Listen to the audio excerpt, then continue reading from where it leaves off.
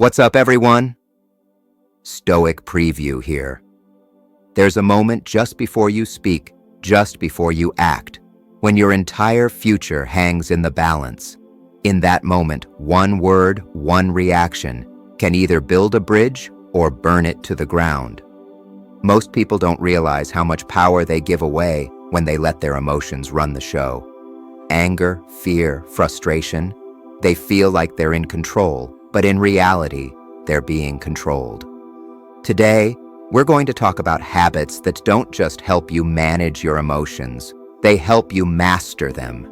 This isn't about becoming cold or detached, it's about being so steady, so grounded, that nothing outside of you can shake the inside of you. Imagine living with that kind of control, where your words are deliberate, your actions intentional, and your presence unshakable.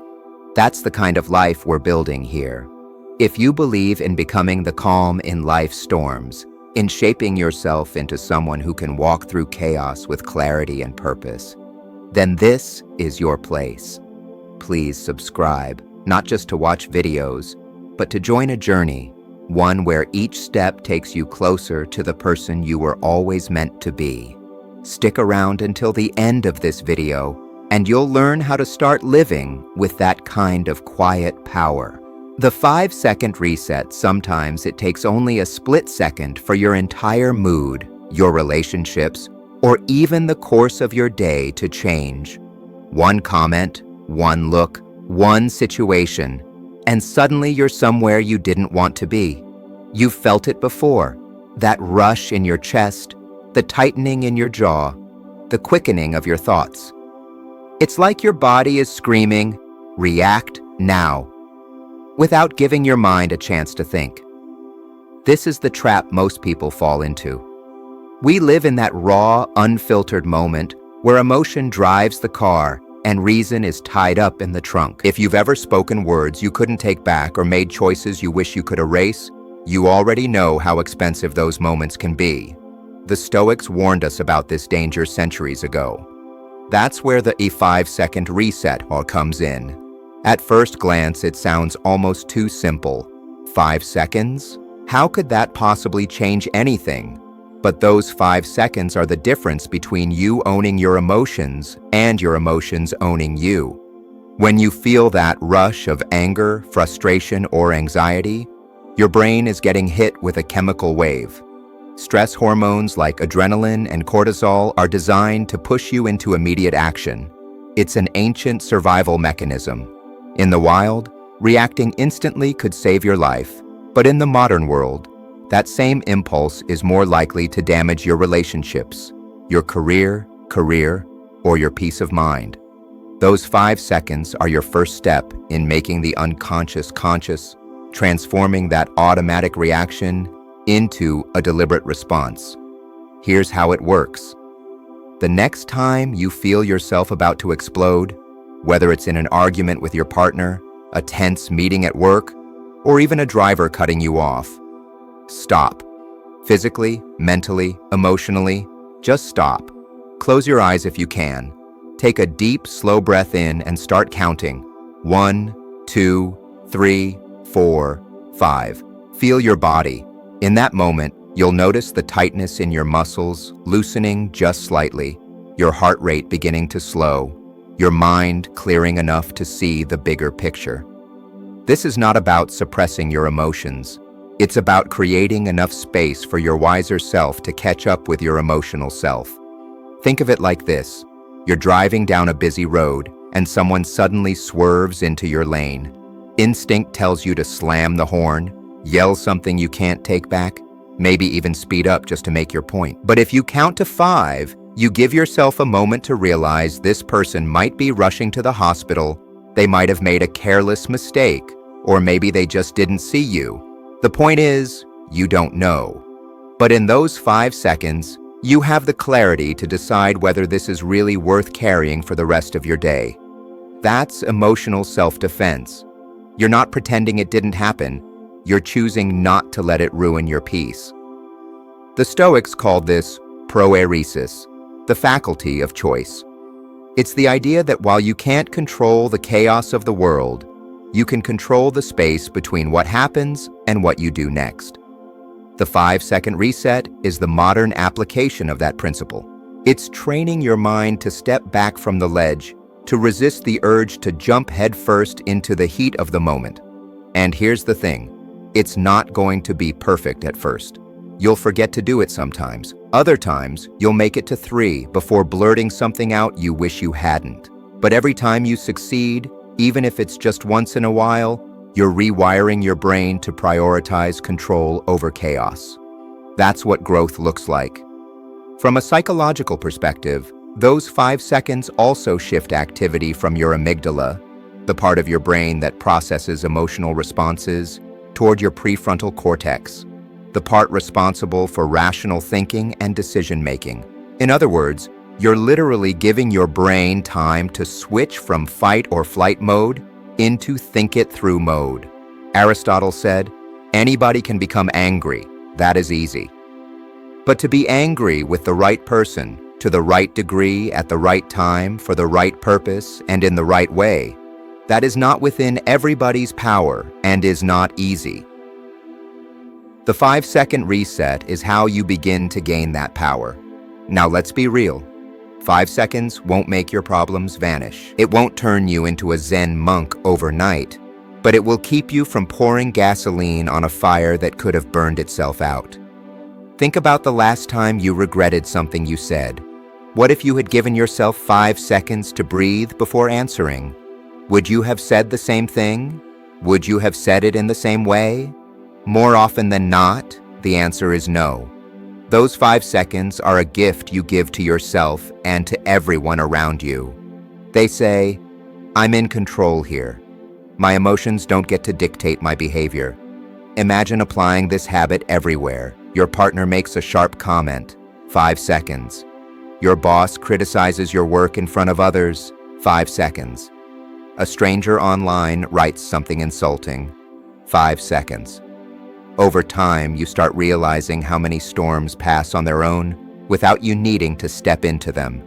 That's the quiet power the Stoics admired, the ability to remain unmoved by every passing wave. Marcus Aurelius reminded himself daily, you have power over your mind, not outside events. Realize this, and you will find strength. This habit is the living proof of that philosophy in action. And here's where it becomes more than just a trick. It becomes a way of life. You start to see that it's not about counting, it's about cultivating presence.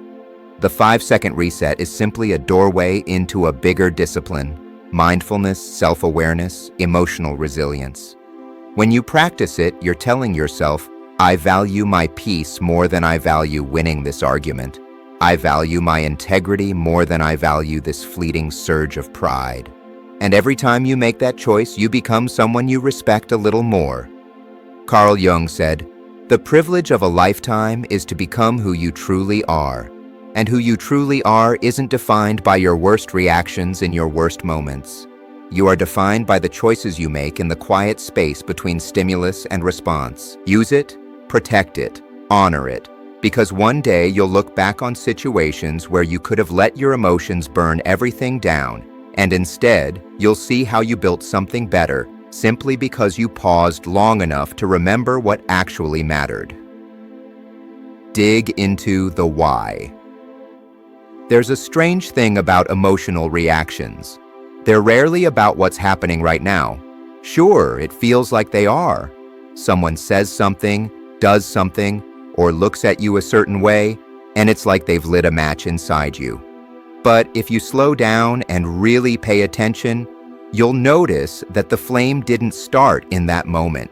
It started somewhere else, maybe years ago, maybe even decades. The present event just happened to throw a little gasoline on it. This is why taking a step back is so powerful. Most people don't even consider doing it. They think their anger is just about the rude comment. Their sadness is just about the bad news. Their anxiety is just about the thing on their schedule tomorrow. But the mind is a layered thing. The Stoics understood this. Marcus Aurelius often reminded himself to look beneath the surface because the surface is where your instincts live, but not where your wisdom lives. If you're willing to look deeper, beyond the words someone spoke, beyond the moment that just happened, you'll often find an older story playing out. Maybe a teacher once humiliated you in front of the class, and now, decades later, a coworker's sarcastic remark stirs up the same sense of humiliation. Maybe you were overlooked growing up, and now being ignored in a meeting cuts far deeper than the situation calls for. You think it's about the moment, but your body thinks it's about survival. When you start asking yourself questions, why this? Why now? Why them? You're creating space for something the Stoics valued above almost anything: perspective. Epictetus taught, "Men are disturbed not by things, but by the view which they take of them." And if your view is clouded by old pain, you're not actually seeing the moment for what it is. The other person becomes a stand-in for someone from your past, and you hand them far more emotional power than they deserve. By digging into the why, you reclaim that power. You start realizing that while you can't control the first wave of feeling that hits you, you can control what you do next. And that's everything. Let's be honest though, digging into the why is not always comfortable. In fact, sometimes it's downright painful. It means admitting to yourself that a part of you is still wounded. It means confronting insecurities you'd rather pretend don't exist. It means looking at the messy, complicated truth of who you are, not just the polished version you show to the world. But here's the thing. Avoiding it doesn't make it go away. It just keeps it in the driver's seat, where it will continue to steer you into the same conflicts, the same arguments, the same regrets. Jung believed that the unexamined parts of ourselves, what he called the shadow, hold enormous influence over our lives until we face them. By digging into the why, you're shining a light on that shadow. And light, as you know, changes everything. Think of a time you completely overreacted to something small. Maybe someone was late to meet you, and you felt unreasonably upset.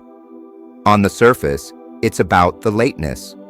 But maybe deep down, it's about feeling disrespected, overlooked, or unimportant.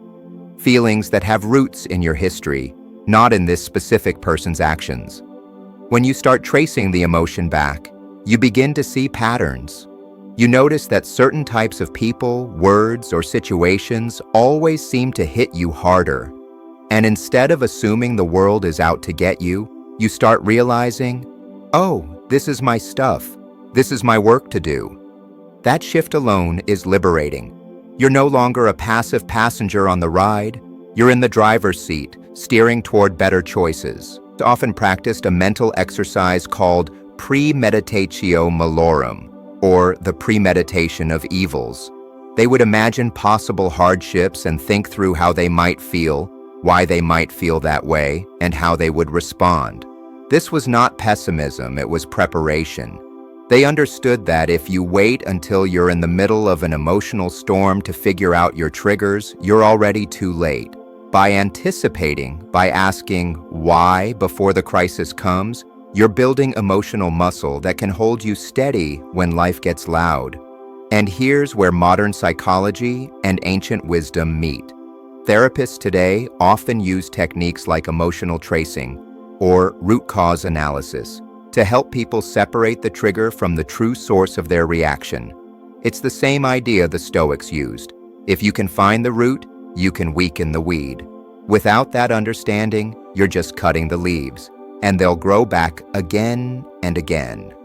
Now, this isn't about blaming yourself for every bad feeling you have. It's about owning your reactions enough to transform them.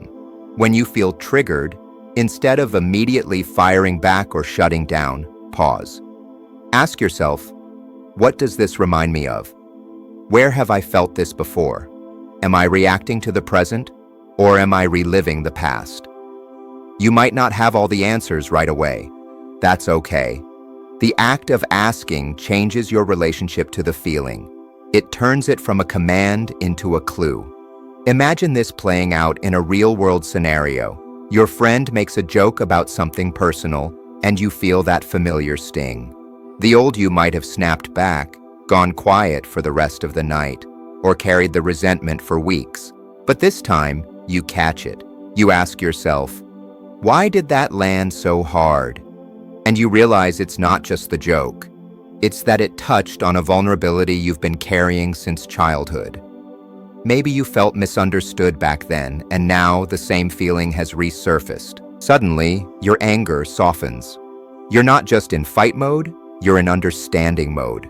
You can choose to tell your friend why it bothered you, or you can choose to let it go because you see it for what it is, not an attack, but a trigger.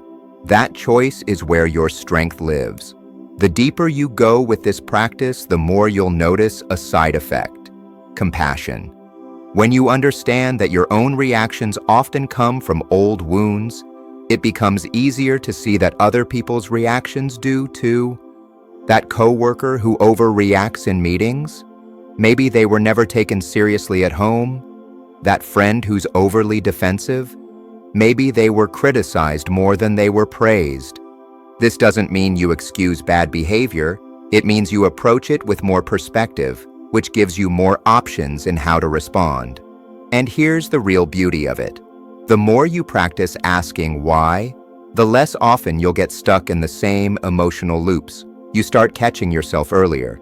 You start seeing the patterns before they play out, and slowly, the things that used to set you off lose their power. You're no longer a match waiting for a spark. You're the one holding the extinguisher, fully aware of where the flames might start and ready to keep them from spreading. Marcus Aurelius once advised himself, if you are distressed by anything external, the pain is not due to the thing itself, but to your estimate of it. And this you have the power to revoke at any moment. Digging into the why is how you revoke that power from the triggers in your life and return it to yourself.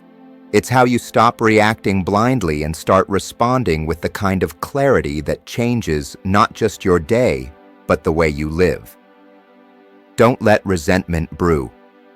It's strange how we think time will heal certain wounds, when in reality it often just hides them under thicker layers of dust. We tell ourselves, I'll get over it, or it's not worth bringing up. But the truth is, unresolved tension doesn't dissolve, it ferments. What starts as a small irritation becomes a low hum in the background of your mind, quietly influencing your mood, your words, and even your decisions. Resentment is like emotional mold. It spreads silently, and by the time you notice it, it's already affecting everything around it. The Stoics would have recognized this pattern easily. Marcus Aurelius once reminded himself, "The best revenge is to be unlike him who performed the injury." But here's the thing, if you're carrying resentment, you may think you're being the better person, when in reality, you're still chained to the person or event you're trying to rise above. Holding on to resentment is exhausting, not just emotionally, but physically. Studies in psychology show that suppressed anger and bitterness can increase stress levels, weaken your immune system, and even affect your sleep. You might think you're ignoring it, but your body isn't fooled. It keeps score. Carl Jung wrote, "What you resist persists." If you resist acknowledging your resentment, it doesn't disappear. It burrows deeper, shaping your inner world in ways you don't always see. That's why the Stoics spoke so much about clarity and truth. They understood that facing reality, no matter how uncomfortable, is the first step to freedom. Pretending you're fine is not the same as actually being fine. The danger with letting resentment brew is that it changes you subtly. You might become colder, more guarded, or more cynical without even realizing it. You might avoid certain people, places, or conversations, not because the present moment is dangerous, but because the past is still whispering in your ear. Epictetus said, "If someone succeeds in provoking you, realize that your mind is complicit in the provocation." That's not about blaming yourself. It's about recognizing that as long as you hold on to resentment, you are cooperating with the very thing that hurt you. You're letting it keep its grip on your life. The antidote isn't denial, it's confrontation, not the aggressive, point a finger and shout kind, but the courageous, clear and calm kind. It's saying, "This happened, it hurt, and I'm willing to talk about it." It's addressing the wound before it festers into something bigger. And yes, it's uncomfortable. It forces you to be vulnerable, but vulnerability is not weakness. It's the doorway to real resolution. Aristotle believed that virtue lies in the balance between extremes, in this case, between explosive anger and silent bitterness. By having the conversation, you're choosing the middle path, neither bottling it up nor letting it erupt. Think about how resentment behaves in relationships. A friend cancels on you repeatedly without explanation. You don't say anything, telling yourself it's not worth the drama. But over time, every text they send irritates you a little more. You stop answering as quickly. Your tone shifts. One day, something small sets you off, and you react in a way that surprises even you. The friend is confused because they don't see the months of silent frustration that built up in the shadows. This is what happens when you let resentment pile up. It turns molehills into mountains, and by the time you try to climb them, you're already out of breath. From a Stoic perspective, addressing resentment early is a way of maintaining inner order. The injury might be a single moment, but resentment makes you relive it over and over. Each time it leaves another scratch on your peace of mind. And here's the most ironic part. While you're carrying all that weight, the person you're resentful toward may not even know.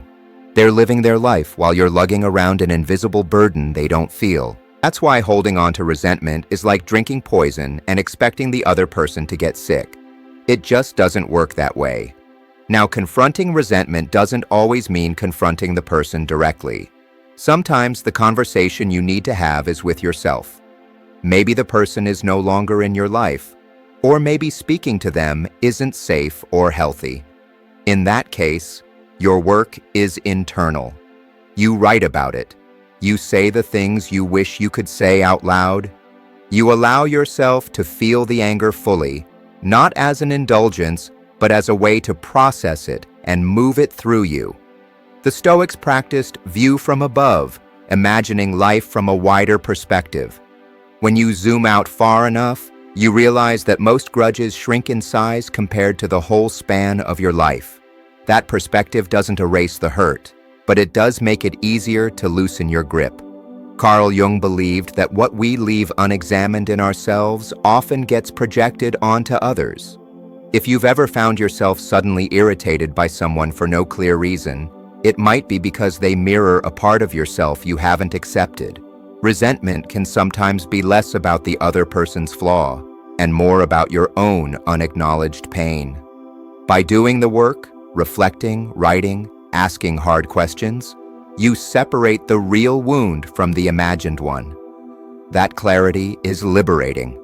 It's also worth remembering that resentment thrives in silence. Left unspoken, it grows wild. This is why clear communication is not just a relationship skill. It's a form of emotional hygiene. You wouldn't leave your home uncleaned for months and expect it to be pleasant to live in. Why treat your inner life any differently? When something bothers you, speak up. Not with hostility, but with honesty. When you said that, I felt hurt. When this happened, I felt overlooked. It's simple but powerful. You're not accusing, you're revealing. And in that revealing, you create a space where resolution is possible. Stoics knew that emotional control doesn't mean emotional avoidance. Marcus Aurelius admitted in his journals that he had to deal with difficult people daily, but he also reminded himself that those people were part of the same human family, subject to the same flaws and weaknesses he carried himself. This mindset doesn't mean tolerating mistreatment, but it does mean recognizing the shared humanity in those who hurt us. When you see that, resentment loses some of its sharpness. Picture this. You're carrying a heavy bag of rocks. Each rock is a grudge, a slight, an unresolved tension. Some of them you picked up years ago, others you added just last week. At first, you tell yourself it's fine, you're strong enough.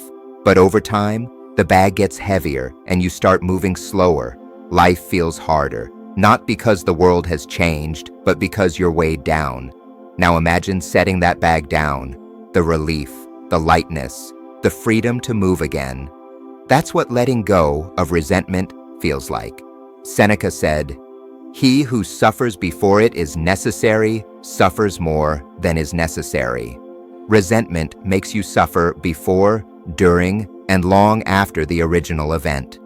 Letting it go doesn't mean you approve of what happened.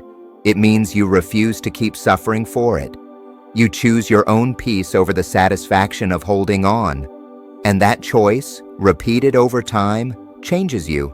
You become lighter, quicker to forgive, not because you're naive, but because you're wise enough to know that bitterness costs more than it's worth. In the end, resentment is a debt you pay for someone else's actions. The Stoics, Jung, Aristotle, they all, in different ways, urged us to stop paying that debt. Face the tension, have the conversation, do the inner work, not for them, but for you. Because the moment you stop letting resentment brew is the moment you start reclaiming your energy, your clarity, and your life. And that, more than any grudge, is worth holding on to. Name it to tame it. There are moments in life when your emotions feel like a tangled ball of wires, knotted, messy, and impossible to separate. You know you're feeling something, but it's so jumbled you can't quite put your finger on what it is. One minute you're irritated, the next you're sad, and then suddenly you're snapping at someone for no clear reason. That's the tricky part about emotions. When they go unnamed, they roam free, causing chaos wherever they please. The truth is, when you don't take the time to identify what you're feeling, your emotions start running the show, silently pulling strings while you think you're in control. The Stoics had a very practical view on emotions. They didn't deny that feelings existed. They simply believed that in order to live a good life, you had to understand them, question them, and put them in their proper place. When you can label what's happening inside you, it's like turning on the light in a dark room. The monsters look smaller, the shadows lose their shape, and you can finally see where to step next. This is the essence of name it to tame it. You can't fix what you can't define. Imagine going to the doctor and saying, "I just feel bad." That's not enough for them to know if you've pulled a muscle, caught a virus, or broken a bone. They need specifics. The same goes for your emotional health. If you simply say, "I'm upset," you're dealing with a vague cloud of feeling that could be anger, disappointment, fear, guilt, or a mix of all four. But when you stop and ask yourself, "What exactly am I feeling?" you start peeling away the layers of confusion. Suddenly, you're not fighting a faceless enemy. You're dealing with something you can understand, something you can respond to. Modern psychology backs this up. Neuroscientists have found that simply labeling an emotion, literally putting it into words, can reduce its intensity. It's called affect labeling, and it works because naming the feeling activates the prefrontal cortex, the part of your brain responsible for reasoning and decision-making. In other words, you're moving the experience out of the purely emotional part of your brain and into the rational part. That's how you stop spiraling and start thinking clearly again. Epictetus would have appreciated this science. He taught that it's not events themselves that disturb us, but our interpretation of them. Naming your emotion is the first step to changing that interpretation. Let's look at a real-world example. Say you're working on a project and someone makes a comment that hits you the wrong way. You immediately feel hot in the face, your chest tightens, and you want to fire back with something sharp. If you don't pause to identify what's happening, you might think, "I'm angry." But maybe you're not truly angry. Maybe you're embarrassed because you felt criticized in front of others. Or maybe you're anxious because their comment made you doubt your abilities. Those are very different emotions, and they require different responses. Anger might push you to defend yourself, embarrassment might push you to avoid the situation, and anxiety might push you to seek reassurance. But you'll only choose the right path if you know which emotion you're actually dealing with. The Stoics would tell you that emotions are like signals. They're there to inform you, not to control you. When you can't name what you're feeling, you suffer twice. First, from the emotion itself, and second, from the confusion of not knowing what to do with it. That's why the act of naming it is so powerful. It's not about pretending the feeling isn't there. It's about understanding exactly what it is so you can deal with it properly. And let's be honest, sometimes what we call anger is actually hurt. Sometimes frustration is just unspoken fear, and sometimes sadness is really exhaustion in disguise. In naming your emotions, you strip away the false labels you've been living with and replace them with truth. This doesn't magically make the feeling disappear, but it changes your relationship with it. You go from being inside the storm to standing outside, watching it pass, knowing it will move on. There's also a level of self-respect involved here. Taking the time to figure out exactly what you're feeling is a way of saying, my inner world matters. I'm worth understanding. It's easy to dismiss our emotions as overreactions or to push them aside because they feel inconvenient. But the Stoics never said to ignore yourself. They said to know yourself. Aristotle famously wrote, "Knowing yourself is the beginning of all wisdom." Naming your emotions is one of the simplest yet most profound ways to start knowing yourself better. Think about how this plays out in your relationships. If you walk into a conversation saying, "I'm mad at you," the other person will likely get defensive. But if you can say, "I felt hurt when you said that," or "I felt left out when that decision was made," you shift the dynamic entirely. Now, it's not about accusation, it's about clarity. And clarity is where understanding begins. Carl Jung once said, "The privilege of a lifetime is to become who you truly are." You can't become who you truly are if you're lost in a fog of unnamed emotions. It's also worth noting that naming your emotions doesn't mean indulging them. The Stoics didn't believe in wallowing, and neither should you. Once you've named the feeling, the next step is to decide what to do with it. That's where your philosophy, your values, and your self-discipline come into play. The feeling might be valid, but that doesn't mean every reaction is. Epictetus advised, "No man is free who is not master of himself." Mastery starts with awareness. You can't master what you refuse to even look at. Over time, this practice becomes second nature. You'll catch yourself mid-reaction and think, wait, what am I actually feeling right now? You'll get better at noticing the difference between irritation and disappointment, between fear and excitement, between guilt and shame. And that awareness will make you calmer, more thoughtful, and more in control. It's not about becoming emotionless. It's about becoming emotionally intelligent. And the more emotionally intelligent you are, the more resilient you become in the face of life's challenges. Naming your emotions is like mapping uncharted territory.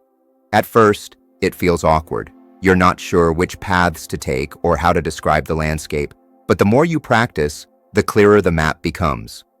Eventually, when an emotion rises up, you'll know exactly where you are and how to navigate through it.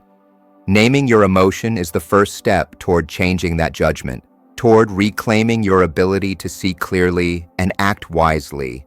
And here's the thing, emotions aren't the enemy. They're part of being human. They're like visitors knocking at your door. If you ignore them, they might pound harder. If you let them in without asking who they are, they might make a mess. But if you open the door, greet them by name, and decide how long they can stay, you remain the host. That's the essence of the Stoic approach, to acknowledge reality, understand it, and respond in a way that aligns with your highest self. Next time you feel that storm brewing inside you, don't rush to silence it or let it take over. Stop, breathe, and ask yourself, what exactly am I feeling? Name it, own it. And in that moment, you'll discover what the Stoics knew all along. Naming your emotions is the first step to taming them, and taming them is the first step to true strength. Point 5. Keep stress in check. There's a reason why the same small annoyance can roll off your back one day and completely unravel you the next. It's not always about the event itself. It's about the state you're already in when it happens. If your mind is calm, if your energy is balanced, you can navigate challenges with clarity. But when you're worn down, running on empty, and carrying a pile of invisible pressures, even the tiniest inconvenience can feel like a personal attack. This is what stress does. It magnifies every emotion. Marcus Aurelius once wrote, "If you are pained by any external thing, it is not this thing that disturbs you, but your judgment about it." And our judgment is never more clouded than when we're stressed. Stress doesn't just live in your body, it lives in your perception, quietly distorting the way you see the world. Think about a day when you woke up after a good night's sleep, had a slow morning, maybe even got some exercise or fresh air. On that kind of day, you can handle traffic delays or an offhand comment without much fuss. Now think about a day when you're running late, skipped breakfast, and your phone is buzzing nonstop. That same traffic feels like a personal insult, the delay feels catastrophic, and the offhand comment feels like a direct attack on your worth. The difference isn't in the events, it's in you. Carl Jung said, "Your vision will become clear only when you look into your own heart. Who looks outside dreams, who looks inside awakes." If you don't notice the stress building inside you, you'll mistake every external challenge for the real problem, when in reality the storm started within. Stress is sneaky because it rarely announces itself with flashing lights. It builds slowly, weaving itself into your daily life until you can't tell where normal ends and overworked begins. And because we've normalized it, wearing busy like a badge of honor, we often ignore the quiet signals our body and mind are sending us. That's all for today, everyone. I hope these 5 habits give you some powerful tools to start mastering your emotions. Remember, this isn't about becoming a robot. It's about becoming the calm, clear, and capable person you're meant to be. If this video resonated with you, give it a thumbs up and subscribe to Stoic Preview for more content like this. Let me know in the comments below which of these habits you're going to try first. Until next time, stay grounded, stay intentional, and keep building the life you want. You tell yourself you're compromising because you care, because you're a good partner, friend, or family member. And sometimes that's true. But the line between healthy compromise and self-erasure is thin, and belonging has a way of pushing you toward the latter without you noticing.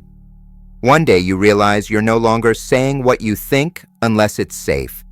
You've stopped chasing certain dreams because they don't align with the shared plan. You've become careful, measured, less spontaneous, not because you wanted to change, but because change threatened the approval you had worked so hard to secure. The cost of belonging isn't always paid in dramatic moments of betrayal or loss. More often, it's paid in small, almost invisible installments. The joke you didn't make because you weren't sure how it would land. The truth you didn't speak because it might cause conflict. The risk you didn't take because it would require explaining yourself to someone who wouldn't understand. Each of these seems minor in isolation, but together they form a pattern. Over time, you begin to live not for your own clarity or authenticity, but for the stability of the group or the relationship. You trade pieces of your individuality for a sense of security, believing that the more you give, the more you'll belong. If your thoughts are constantly adjusted to match the expectations of others, your soul will inevitably lose its own distinct color. Staying single, or even just choosing solitude when needed, means you keep ownership of your thoughts, desires, and essence without the constant background negotiation. It's not about isolation. It's about sovereignty. It's about knowing that every decision you make comes from your own center, not from a calculation about how it will be received. This isn't to say that connection is inherently dangerous. Love, friendship, and community can be powerful sources of growth and joy, but they only serve you if they allow your full presence. And belonging requires constant self-editing. It's not connection. It's a subtle form of control. And control, no matter how softly applied, limits your capacity to live as yourself. Jung believed that individuation, the process of becoming whole, cannot happen when your sense of self is dependent on the approval of others. You cannot integrate the parts of you that are hidden away to maintain belonging. To choose yourself over the comfort of belonging is not easy. It can mean standing apart from the group, breaking unspoken rules, or letting go of relationships that cannot hold your truth. It can mean moments of loneliness that feel sharper than you expected. But it also means living without the weight of constant adjustment, without the slow erosion of your voice and vision. And in that freedom, something remarkable happens. You begin to belong to yourself in a way no one can take away. The cost of belonging is real, but so is the reward of keeping your own life in your own hands. Staying single doesn't mean you reject love or connection. It means you refuse to trade your essence for them. It means that when you do choose to belong somewhere, it will be on your terms, as your whole self, without shrinking to fit. Because belonging is sweetest when it doesn't come at the expense of who you are. And freedom, once claimed, makes every other kind of connection richer, deeper, and truer. When you strip away the constant hum of other people's voices, something unexpected rises in its place. At first, it's unsettling, the kind of quiet that feels almost too loud. You notice thoughts you didn't realize were there, ideas that had been buried under conversations, obligations, and the steady pull of someone else's presence. Alone, there's no one to distract you from them. They surface with an intensity that can feel overwhelming, like a room you've avoided cleaning for years, suddenly lit by a harsh, revealing light. Carl Jung once wrote, "Who looks outside dreams. Looks inside, awakes. Solitude forces that awakening. It asks you to turn inward, to look directly at what you've been avoiding. And while it can feel like discomfort at first, there's something else buried in it, clarity. As the days or weeks pass, that clarity deepens. You begin to hear your own voice with more precision. Without constant negotiation of your thoughts to fit someone else's expectations, your ideas stretch further, bolder. You start following your mind down paths you might have dismissed before because they didn't align with the shared plan or the comfort of the group. The world inside you begins to expand, filling with details and connections you couldn't see when you were too busy adapting to someone else's rhythm. This is the part people rarely talk about when they speak of being alone, the way your mind sharpens when there's nothing to dilute it.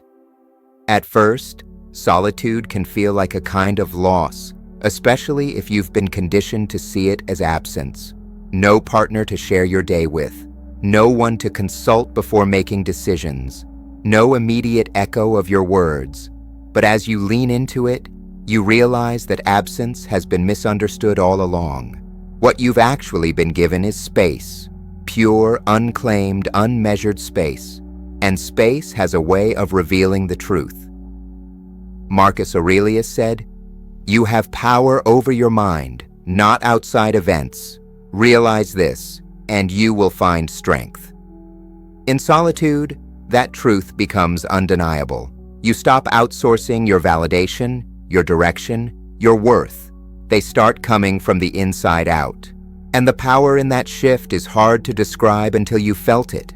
The more time you spend in this space, the more it changes you. At first, you fill the silence with noise, music, screens, conversations with anyone who will listen. But slowly, you start letting the silence be. You discover that not all thoughts need to be drowned out. That some of the discomfort you feel in stillness is simply the process of meeting yourself again. It's in that stillness that desires become sharper. You realize which dreams are truly yours and which were inherited from someone else's vision for your life. You feel the pull toward things you had long forgotten mattered to you. This is when solitude begins to shift from uncomfortable to addictive. Not because you want to avoid people, but because you've tasted the freedom of living without constant compromise. There's a peculiar kind of energy that comes from being alone on your own terms. It's not the isolation born of rejection or loss. It's chosen, deliberate, and rooted in self-respect. The Stoics would see this as aligning with nature, living according to your own inner compass. You start to notice how much of your life before was built around reacting to someone else's mood, their needs, their plans. Now, your energy is directed toward creation. You're not managing another's emotions before you can explore your own. You're not tempering your excitement or holding back an idea because it might be misunderstood. In this space, time feels different. There's a stretch to it, an openness that allows for deeper work and deeper thought. You can pursue an idea until it's fully formed without being interrupted by the constant need to check in with someone else. You can start something at midnight because you feel inspired, or stop in the middle of a project to follow a new thought without having to explain yourself. It's in these moments that you realize how much energy you've spent before on simply maintaining the balance of shared life. That energy is now yours to invest where it matters most. Of course, solitude isn't a constant stream of inspiration. There are days when the quiet feels heavy, when you wish for the ease of someone else's presence. But even in those moments, you begin to understand the weight has meaning. Peace.